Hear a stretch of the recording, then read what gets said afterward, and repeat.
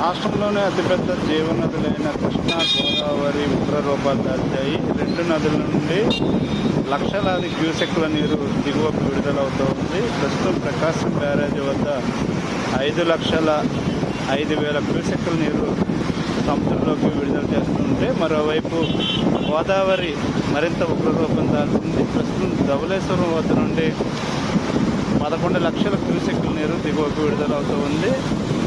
ప్రకాశం barrage వద్ద తాజా పరిస్థితిని చూస్తే అర్థమవుతుంది కృష్ణమ్మ ఉగ్రరూపం ఏ విధంగా ఉందనేది. ఇక్కడ 70 గేట్ల ద్వారా దిగువకు విడుదలవుతున్న కృష్ణానది ప్రవాహాన్ని మనం చూసినట్లయితే గంటకు పెరుగుతున్న ప్రవాహానికి మొత్తం లంక గ్రామాలన్నీ కూడా నీట మునుగుతూ ఉన్నటువంటి పరిస్థితి కనిపిస్తుంది.